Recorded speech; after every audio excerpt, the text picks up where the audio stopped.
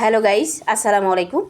আমি আপনাদেরকে দেখাচ্ছি আমি যে কোম্পানি থেকে প্রতারিত হয়েছি সে কোম্পানি, এই যে এখানে ন্যাশনাল আইডি লিমিটেড, এই যে কোম্পানিটা, এই যে এরা একটা পেজ খুলেছে, এদের একটা ওয়েবসাইট আছে, বা এরা কি হলো, এরা নাকি সাভারে অফিস আছে, অনেক কিছু তানিবানি করে। এরা তানিবানি কথা বলতেছে যে চাকরি দিবে, 10,000 টাকা করে স্যালারি দিবে, তারপরে 1 মাস ট্রেনিং দেওয়া হবে, যারা এক্সপার্ট তাদেরকে নিয়ে নিবে। আসলে এগুলো সব ভুয়া।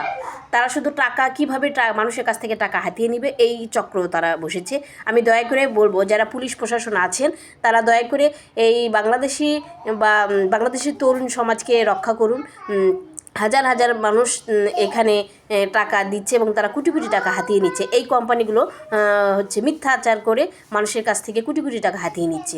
দয়া করে যারা এই ভিডিওটা দেখছেন সবার মাঝে শেয়ার করবেন এবং সবাই সচেতন হবেন। দেখুন, আমি এই যে লেডিসটা আছে, এই যে আইডি দেখুন, আমি আমি টাকা দিয়েছি এবং তারা কি বলতেছে শুনতে পাবেন।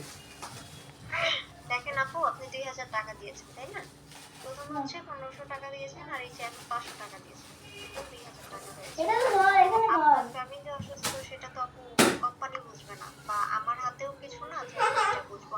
আমার কাজ কোম্পানি আমাকে যতটুকু দায়িত্ব দেয় কিছু করতে পারবো, এর বেশি কিছু করতে পারবো না। এটার আইডিও কিন্তু আমি দেই না। এই যে দেখুন, যদি আমার কাছে থাকতো তাহলে তারা আমার কাছ থেকে 2,000 টাকা নিয়েছে। আপনাদের সামনেই সে লেডিসে আমার সাথে কথা বললো। আমি সে রেকর্ড করে পাঠিয়েছে, আমি তাদেরকে সেটা শোনালাম।